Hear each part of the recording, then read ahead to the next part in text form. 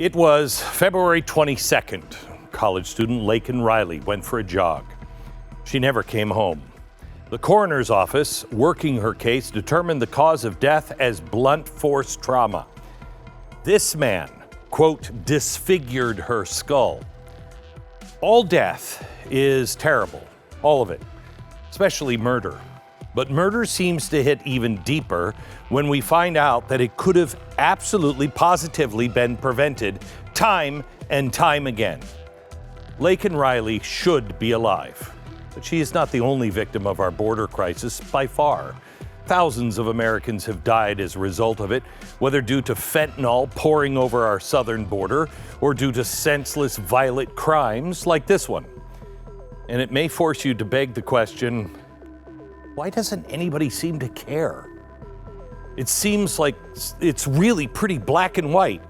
Illegals are breaking into our country. Some of them are hurting, possibly even killing Americans. So why doesn't the administration care? Why doesn't Congress care? Well, they care. In fact, just recently, they started to care about mass migration an awful lot. It's just not the way you'd think. Tonight, I'm going to show you exactly how this deadly crisis is becoming even more deadly. Who's behind it? I'll show you what's changed so suddenly to make global migration more than relevant to our globalist overlords.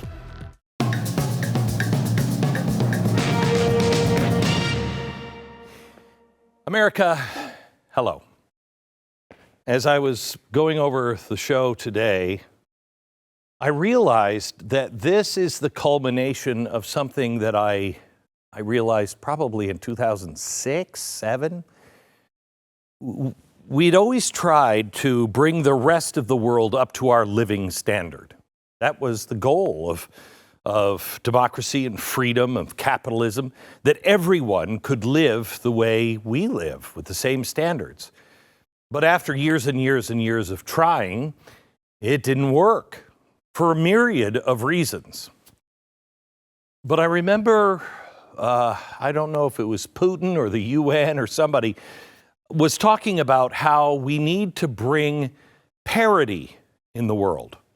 And if we have tried for 50, 60, 70 years to bring everybody up to our standard of living, and it fails in places like Africa and China and everywhere else, well then, if you want to bring parity, you should bring America down to match everyone else.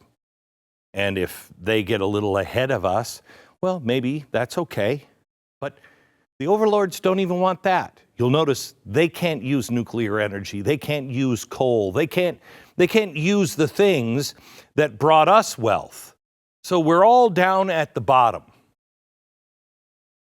I'm going to show you how they're doing this because America is missing the point because we're arguing about Republicans and Democrats or Donald Trump or Joe Biden or whatever. It's a show.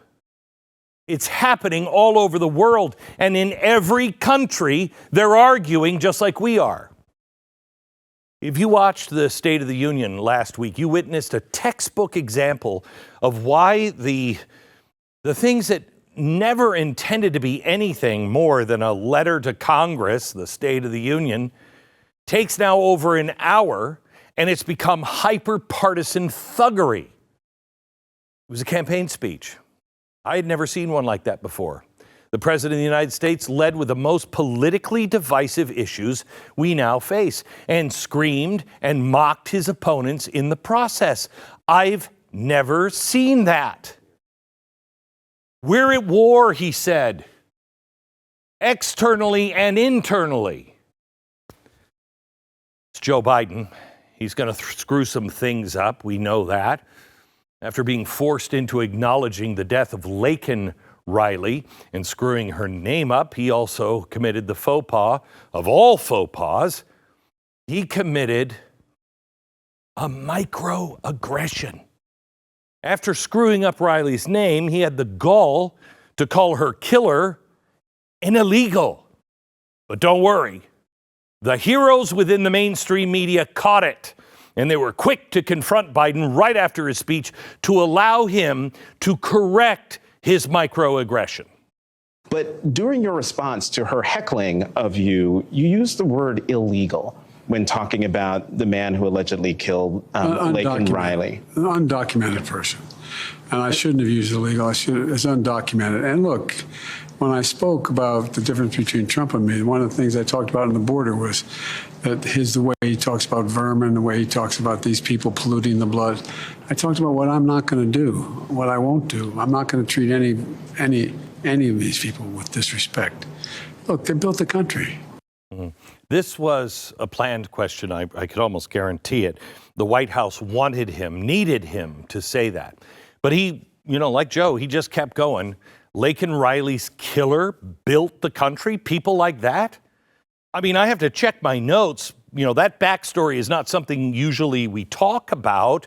Let's look at the backstory here. Here he is. He illegally entered the country from Venezuela in 2022. Still checking the notes here. The Border Patrol should have deported him, but instead he was paroled into the United States.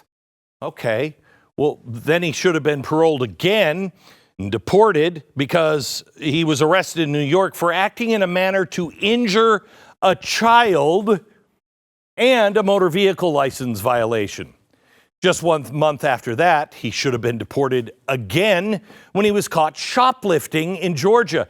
Boy, get the hammer and nails out because this guy's building America. And then he murdered a 22-year-old girl who just wanted to be a nurse since she was a little kid. I'm sorry, Joe, but where do we get to the part where he's building the country? You know who built the country? You're half right. Immigrants. Immigrants who gave everything they could to come here, not to be Italian Americans, not to be Irish Americans or Chinese Americans, but to become an American, because we were different at what time? At some point, we dropped all that. We said we're not different. We're exactly like Europe. In fact, we're probably worse than Europe now. Why is the left worried about microaggressions on this world-class turd, a career criminal, and a murderer? I don't think he wants to be American. He wants to do what he wants to do. The law meant nothing to him when he was paroled into the United States. He was illegal. He was here illegally. He was shown, you don't have to worry about the law here because the law here means nothing anymore. The law meant nothing to him when he was allowed to stay after getting busted, not once, but twice. He was let go. The law meant nothing to him when he saw a girl he liked to murder as he was bashing her skull in. Do you think he was thinking, gosh, I really shouldn't do this because I might not make it to my American citizenship? Is a microaggression and rudeness too much for illegals who break our laws and murder our citizens? Should we care about the microaggression? Let's hear some of the rhetoric that is so rude and dangerous to them. Quote, well, the Border Patrol isn't doing a good job at keeping people from crossing illegally, so we're going to have to go out and do it ourselves. That's right. Probably going to get some of them dangerous Christian nationalists. Or even reports of some sort of a militia, 300 men strong, paroling the border. Reports have emerged of Mexican immigrants being, quote, threatened, beaten, and robbed as they try to cross over into the United States. You sure that's us? Or is that the drug cartel, which just opened fire on 2 cars full of migrants that had tried to Uber across the border? And you can't do that without the permission of the drug cartel. So they just filled the cars with holes. Dang. Microaggressions are getting bad here, right?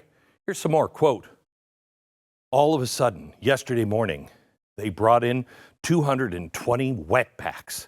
These are illegals from Mexico. Wow, immigrants are being threatened, beaten, robbed as they try to cross over into the United States. And yesterday morning, 220 wetbacks, oh my gosh, who would possibly say something like that? Well, these are the words from everybody's favorite left-wing icon, Cesar Chavez. Now, have you heard any calls for him to be canceled? I mean, has a statue been taken down? Have they renamed the schools or taken down the street signs? No. In fact, as of this week, cities all across the United States are holding Cesar Chavez birthday celebrations. But what about all this racist stuff? What about the continued use of microaggressions, the word illegal? What about his private little militia group where he assaulted people crossing the border, beat them up? No, that wasn't us. That was Cesar Chavez. Don't believe me? Google his name. Check out the two titles he's given: civil rights activist and American labor leader. You see, Chavez was allowed and is still allowed his racism and his abuse, physical abuse, because he's useful to the left. He was building a new cartel. Oh, I'm sorry. They don't call them cartels. They call them, labor union. He was building a new labor union. He was so useful to the left at the time, they even invited him to speak at the Democratic National Convention in New York City in 1976. Why hasn't he been canceled? Wetbacks? Sure, he said racist things, but yeah, and he was assaulting people on the border. I know. And in the farm fields. I got it. But he was useful. And usefulness kind of purges all of the sins, to the left at least. How many people saw this? Did you see this? The gathering of the mainstream media? Oh, that's not the mainstream media. They must have been covering something else. This is a vigil for Laken Riley. 1,000 people attended. I never saw that, did you? Vigils continue for George Floyd 3 years later. The media rushes to show every last detail.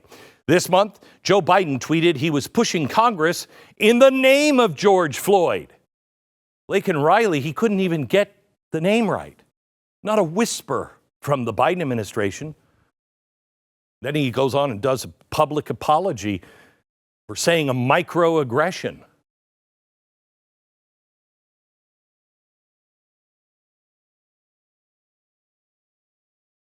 I'm so tired of all of this. For the media and the Democrats, the equation is just so simple. Usefulness is greater than the consequences. They can get away with anything because they're useful. Are there riots in the streets? Yes. Is it useful? If it is, well then, yeah, it's allowed. It's cool. Is it somebody who disagrees with us? No, absolutely not. Are they being peaceful? Yes, but they're not useful. So we got to throw them in jail. If it's violent, if it's ugly, if it's racist, but it's useful, it's celebrated and encouraged. Does it lead to a breakdown of law? Does it break down law and order? And do you feel more and more that you can't walk outside? Are people dying because of overdoses? Are companies pulling their businesses out of cities because they can't stop the criminals from coming in? Yeah, but is it useful? Oh, then it's okay. Why? If we're really trying to punish people for their sins, why is everybody still celebrating a racist thug like Cesar Chavez? Why are we still gathering to commemorate George Floyd? Why is the media so skittish on the topic of Laken Riley? One is useful, the other's not. It's simple, and it's disgusting. But why did the left suddenly change on mass migration? I mean, for decades, they never gave a crap. For decades, everybody talked about illegals coming over the border, and it was bad. It was bad unions. Cesar Chavez was beating people, and they got away with it because the labor union said it will be bad for Americans who just want a job. Nobody's saying that anymore. You know, Joe Biden used to sound exactly like Donald Trump when it came to illegal immigration. Why do they now seem to all praise mass illegal migration as useful? Well, the answers lie within the bowels of global institutions and governance. Globalists are doing this. In fact, they're ordering it, and Joe Biden is just following orders.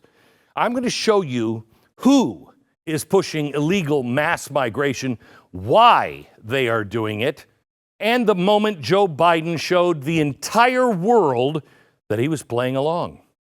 They don't care about the dangerous consequences. It's all useful to them. We begin in a minute.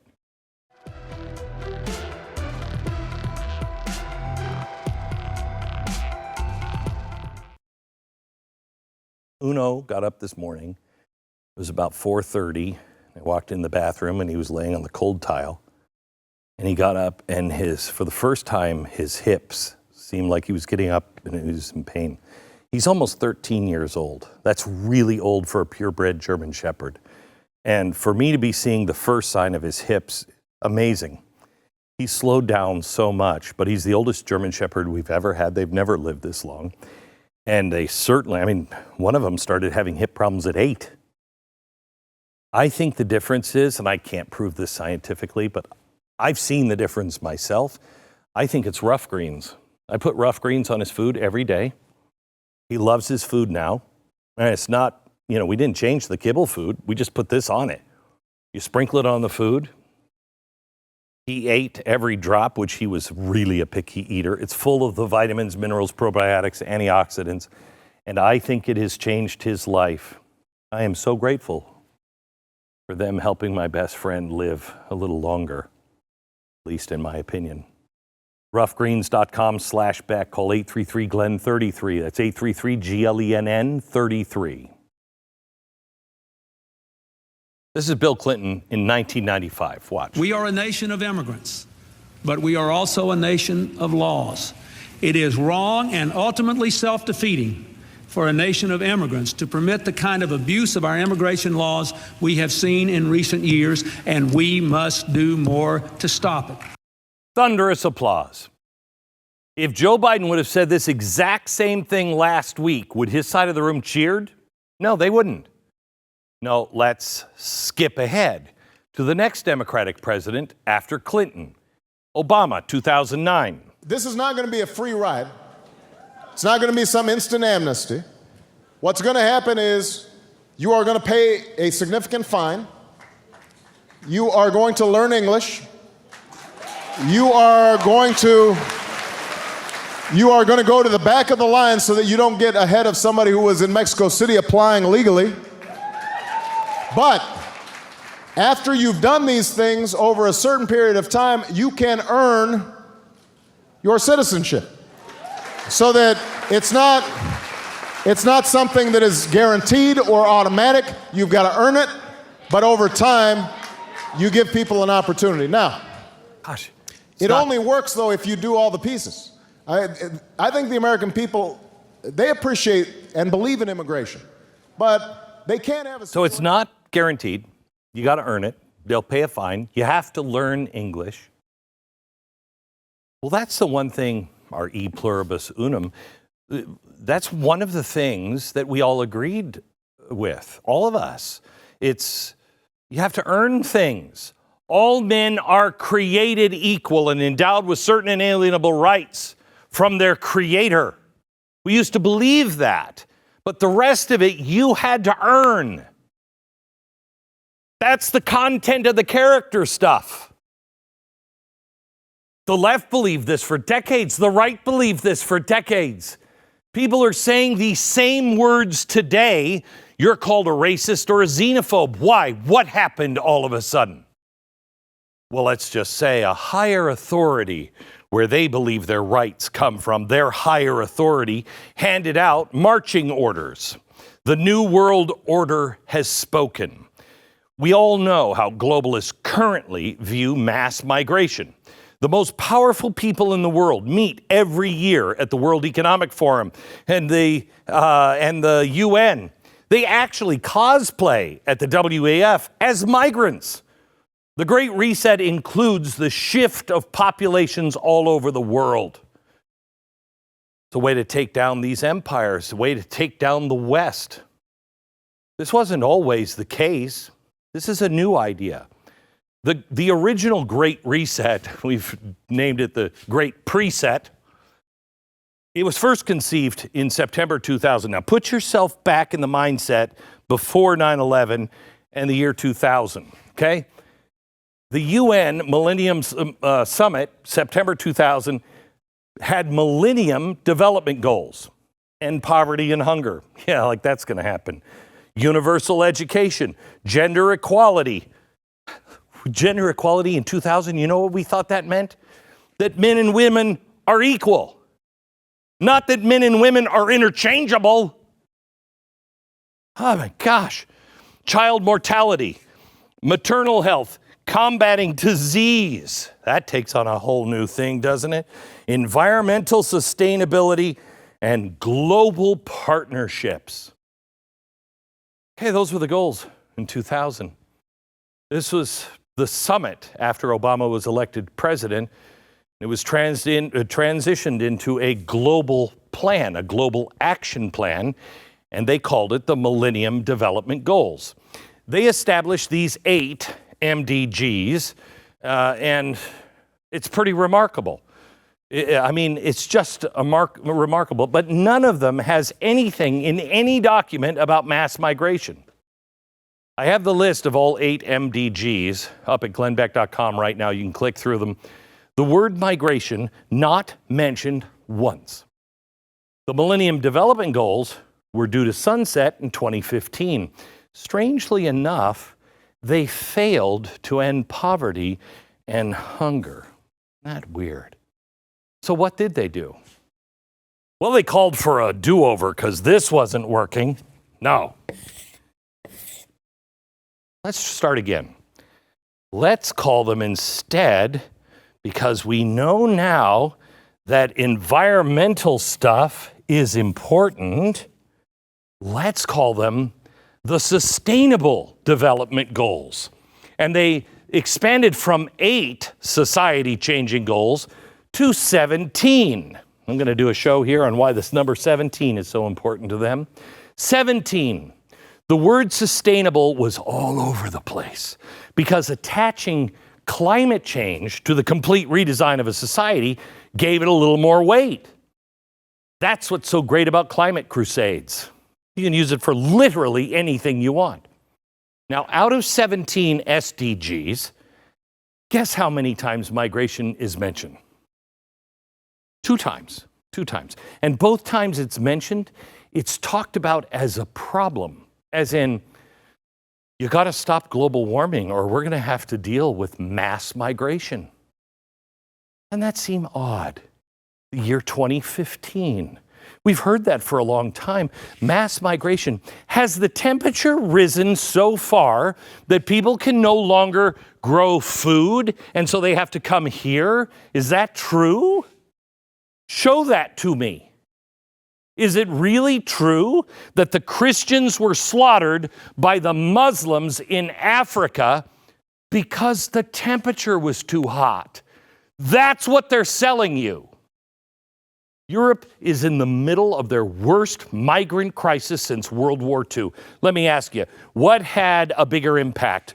Global warming or the Arab Spring? At 1.3 million people were flooding into Europe from the Middle East and North Africa, and barely a whisper on migration. Maybe it's because they hadn't figured out how mass migration was useful. All of that apparently changed just a few months ago. The UN now has announced their society-changing Agenda 2030 plan. And it recognizes for the very first time that mass migration is relevant to all sustainable development goals. All 17. All of them. If we don't do all of them, we're just going to have mass migration. So let's spin the wheel on their webpage to hear their justification on why mass migration is now somehow sustainable and part of the overall encompassing climate crusade. Migration is suddenly useful. I want you, if you're not ready, to keep a close eye on the big global institutions and what they really mean when they say these things. For example, let's take the G20 now amending the word globalization. We all know that means, right? It's now been relabeled. It's new globalization. Not exactly as catchy as the original, but a change in terminology brings change in policy. New globalization, as per the G20, refers to ending poverty and combating climate change. But what do they actually mean by ending poverty? How do you do that? Well, for the first time, they're not hiding it anymore. For them, in their own words, ending poverty means, and I quote, increasing taxes on corporations and the super rich. But who's making this policy? Well, if you know anything at all about the WEF, it's the global corporations and the super rich. Why would they want that? Why do we get the feeling that higher taxes just won't be paid by the big corporations and the super rich? Don't worry. Sure, our standard of living will get lower and lower, but we'll be ending poverty. Well, it's more like we're all impoverished, except the super rich and the corporations and the government. Also, I found it amusing that the G7 within the G20 made it really pretty clear that we need to continue to seize money from Russia to the tune of nearly $500 billion. Not to punish Russia or because they, think goulash is nasty or the Russians stacking dolls, really the time has passed. No. Janet Yellen had to clarify this. She said that it was, quote, necessary and urgent to illegally seize Russian assets to fund the war in Ukraine. Wow. Okay. All right. Let me just question a bit. Question everything, right? Take a look at the 8 original Millennial Development Goals. Eradicate extreme poverty and hunger. How do they do that? Well, in their own words, they raise taxes. Put another way, they sanction people like you, American citizens, and their companies. Hunger? Well, how do you do this? Well, you've seen the current war on farmers and ranchers. The government wants to be the ultimate authority on what we eat, how we produce our food, and who gets what. And that never throughout all of history has ever ended well. Achieve universal primary education. Well, you've seen the left's radical agenda. It's now creeped into our schools. It's indoctrination, plain and simple. I could go through every single one of these, but it's the same time after time after time, always the same. There's always something else but beyond what they say they want. It's not what they want. It's what they want to convince you they're doing. It brings us back to migration. Why focus now so heavily on migration when you hardly gave a crap in the past and you knew it was wrong and culture killing? Now, surely not because migration is a multi-billion-dollar operation that benefits the global and regional governments, right? Surely because it doesn't fund like-minded civil society organizations like left-wing NGOs, right? Surely because it's not a valuable political tool to push their different agendas. Surely not to give the right voting blocs in crucial areas. Surely it's not because it brings wealthy nations into parity with others, right? It's none of those things. This is compassion. We don't want to call them illegal. No person can be illegal. Wow, if you're a conservative, I don't know, I've been feeling pretty illegal lately. At least that's the way they make me feel. See, mass migration, they say it's a bad thing, but they're causing it. They're pushing it. And they're pushing it because it's part of the global ecological agenda. You see, it's getting so bad, people are migrating. They've got to move to other countries. And those countries, which happen to be the entire West, collapses. By the way, did you read the news today? I guess we have the measles all of a sudden breaking out all over the country. Yeah, they're breaking out at the immigration centers all across the country. Why? Because they didn't get the MMR when they were kids. Who's paying for that? Who's paying for the hospital bills? Who's paying the doctor bills? You are. Just an unintended consequence that nobody really thought through. But for decades, we knew all these things, but now they're useful. Do they actually care about migrants? No, they don't care. You never hear them ever talk about the rape of women and children. You never hear about the sex slaves that are now part. You never hear about the drug cartels. These are the consequences, and they're devastating, but they're useful. Back in a minute.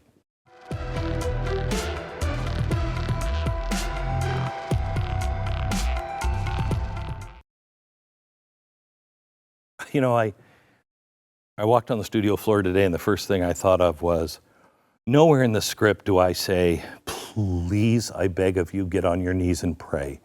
Pray for forgiveness, pray for protection, pray for that straight and narrow way, because that's the only thing that's going to get us out of this. George Washington believed in the badge of merit. He believed that the only way we could ever be free and beat the strongest army and navy in the world, the English, would be if we were seen by God doing things that were pleasing to him. Who is even suggesting that today? Is it even being said from your pulpit? We have got to be people of merit, and this is why I work with preborn. They are introducing moms to their unborn child through a free ultrasound that we provide, you provide, $28. Preborn doubles the chances that she's going to choose life. And speaking of double, you're not only rescuing 280,000 babies so far with compassion and love and free ultrasounds, but you save 280,000 moms from regretting something the rest of their life just because they felt they were alone, they bought into the lie, or they didn't think anybody cared. Please find favor in the eyes of God. We need to be on his side. An ultrasound is $28. Donate securely. Dial pound 250. Say the keyword baby. Pound 250, keyword baby, or go to preborn.com/Glenn. Radical globalist policies have consequences. Mass migration is in the middle of breaking America. I want to show you the numbers. This is where we are as of January. Since Biden took office, there have been 8.7 million people encountered at our borders. Encounters. 7.2 million just at our southern border alone. Let me put that into context for you. During the entire Trump presidency, there were 2.4 million encounters at the southern border. But I'm saying encounters for a reason, because those are the ones we know about. What about the others? Well, when his term was in office, there were about 521,000 gotaways, is what they call them. Under Biden, still a few months left yet, but there were 1.8 million gotaways. And the former Border Patrol chief testified last year that this number probably like 20% higher. In other words, we don't have a clue. There are probably over 2 million people potentially dangerous that shouldn't be here but are. Remember the guy who killed Laken? They caught him. He wasn't a gotaway. Speaking of dangerous, since 2021, 340 people on the terrorist watch list attempted to cross our southern border. But how many made it through? The answer? I don't know. They don't know. Nobody knows. We do know about this man. He's an Iranian intelligence operative that is currently recruiting people within our country, hitmen, to assassinate former Trump officials. We know that he moves between Iran and Venezuela. By the way, did you know that Joe Biden just gave another, I don't know how many billions to Iran yesterday? Just did it again. We also know that Iran has used Mexican drug cartels for assassinations inside the United States. This is serious. Biden's compliance with open border mass migration can be traced to a single day. It was February 2nd, just over a week after he was inaugurated. Joe Biden issued this executive order. I'm not going to even read. We've posted this for you, but it's ridiculously long. At least the title is. I couldn't get past the title. What they say is never what they mean. So what does this actually do? Well, Biden has stated repeatedly that his hands are tied when it comes to the border, right? Per an excellent breakdown of this from National Review, Biden's executive order completely dismantled all of the gains and the safety mechanisms put in place by the Trump administration. The order incentivized migrants to make the journey north, in large part by using parole for people claiming asylum at the border. Did we need a study for this? This is exactly how Laken Riley's killer got into the country. He was paroled. Since taking office, Mayorkas has directed the patrol of 1.7 million inadmissible aliens. These are, again, the ones we know about. 1.7 million inadmissible.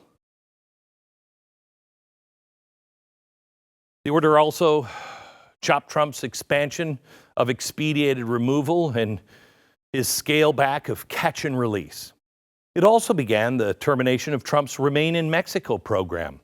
All of these orders went into effect within days. The border didn't collapse at some random point under Joe Biden. Joe Biden intentionally collapsed our border. Why? There are currently more than 8 million asylum seekers sitting in legal limbo. That's a 167% increase in 5 years.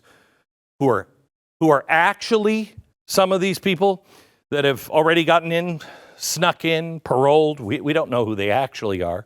We know that Laken Riley's murderer was paroled. But how many more are like him? How many?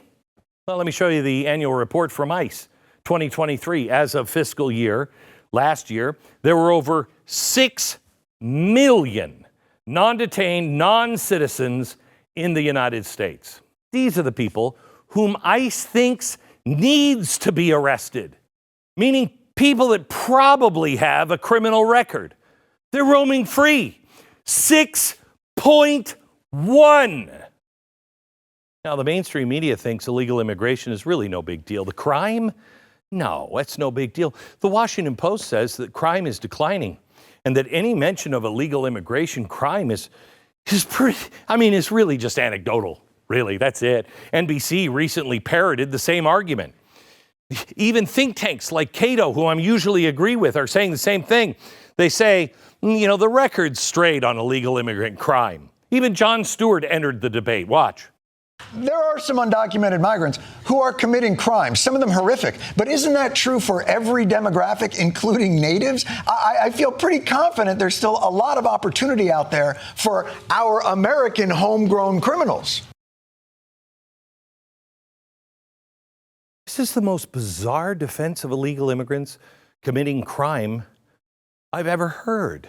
We're comparing to the amount of crimes committed by, as Jon Stewart says, homegrown criminals? Does that even matter? Crime is out of control as it is. Is all of it being committed by illegals? Of course not. It doesn't matter, however, in the slightest. Do the parents of Laken Riley consider this an anecdotal debate? Well, she would have probably been, raped and killed by, a homegrown killer. What? What about the family of the 14-year-old girl that was raped recently by an illegal immigrant from Honduras? Anecdotal to them, is it? How about the family of the 2-year-old who was murdered in Maryland by an illegal immigrant from El Salvador? He was able to commit this murder thanks to sanctuary city laws. Or is that just anecdotal? 11-year-old Maria Gonzalez was found raped and murdered under her bed last August by an illegal from Guatemala. He had crossed the border and then set free by Border Patrol. But that's just anecdotal. Last year, a 16-year-old girl murdered by an illegal immigrant in Texas. She didn't show up for her cheer practice. Mom got worried. She came home to find her daughter's body in a bathtub. I want Jon Stewart and anyone else to ask these families. It was just anecdotal, right? I mean, they could have been killed, but they weren't killed by an American. If they were, then it would be just as bad. The point is, if none of these people were here, maybe those people would still be alive. Now, what is wrong with people? I'm having a very bad day. I'm having a very bad day. Because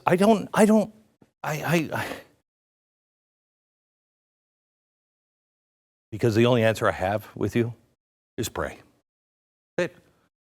There's nothing else we can do but be good people. That's it. Because there are not a lot of good people around, it seems. I do agree with Jon Stewart on homegrown crime. When you fail to enforce the law in just one area, it's not surprising when crime runs rampant everywhere. Shoplifting, retail theft, out of control. I could show you the pictures of, black kids. It's crime from the blacks, they're going into neighborhoods. But if I'm fair, I also show you the woman who's living in a $2.5 million house in San Diego that was the crime lord of all of the people breaking in, stealing. She was selling it on Amazon. Everybody seems to be doing it now. Why? Decriminalization. These progressive hellholes that refuse to enforce the law. What do you think they're going to do? Well, I was going to steal that car, but if I do, I know I'm not going to get punished for it. What? Of course you're going to steal the car. Drug overdoses? This is insane. Crime has gotten so bad in places like New York City, which not too long ago bragged as the safest city in the country. And it was. Now you have the military patrolling the subways. And I don't think it's just for crime. I think we're headed towards a massive terrorist attack. What was it, Chicago today that also said they needed the National Guard out?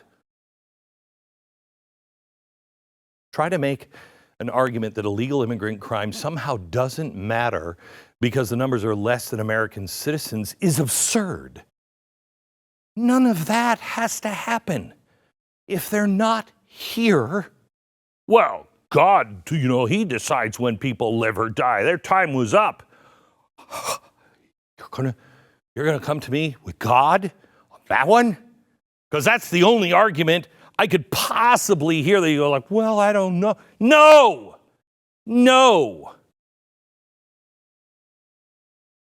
Crime from illegal immigrants is preventable, but not while open borders and mass migration is being pushed by everyone from the UN to the President of the United States. These are deadly consequences that they just won't talk about. God help us all. God help us all if we can't throw these bums out in the next election. Back in a minute.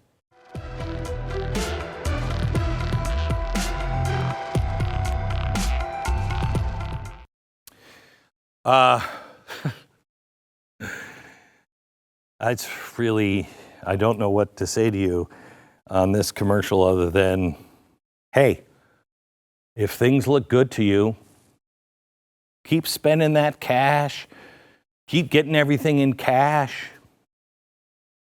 Or if you realize that this cannot continue, I mean, if you heard my show today, I talked to Carol Roth. You know, we're going to be looking at a debt by 2030, I think, of $56 trillion. That's interesting. When we were at $20 trillion debt, we already amassed more debt than anyone in the history of the world. But we can more than double it here in the next few years. If you think that's fine and going to end well, then that's great. If not, may I suggest you call Lear Capital. Please, just get their free advice. They've got a booklet out that'll show you exactly how you can protect your money. Please call them right now. They'll even give you $250 in your account just because you watch me or listen to me. Call them. 800-957-GOLD. Please protect yourself and your family. 800-957-GOLD. Recently, I sent my chief researcher, head writer of the TV program, Jason Buttrill, down to the border. And it was for a completely different story. But what you came back with was totally different, and it changed you. Absolutely crazy. I mean, that time was a watershed moment. Multiple parallel stories going on. A trucker convoy going to the border, take our border back convoy. Everything going on with the seizure of Shelby Park and Eagle Pass. All these different stories, all being used what seemed like for their own purposes and their own agendas. One of the biggest kind of black pill moments of my life happened down there. Nothing was as it seemed at all. And he came back, and I don't even know what it is yet. He was changed, and he said, Glenn, it's totally different. You'll find out what he found tomorrow. I want to give you a little clip of the latest Blaze documentary that is out tomorrow only on BlazeTV. Watch. Fiscal year 2023, they're saying that the encounters that year were around 3.2 million. What do you think, in your opinion, is the actual number? It's very difficult. They make it difficult. They want it to be difficult. Those are just the apprehensions between ports, through the brush, in the bush. I would say that there are 100,000 a month more that need to be counted. We think about 5.5 million people have been allowed in to the nation in 36 months. Has that ever happened before? Is that an all-time? Nothing like that. That's an all-time record. Not even close. We think that we're about more than 85% of everybody reaching the border is coming in. That percentage is just irresistible incentive for whole villages in foreign countries to empty out. No country in the entire world does this.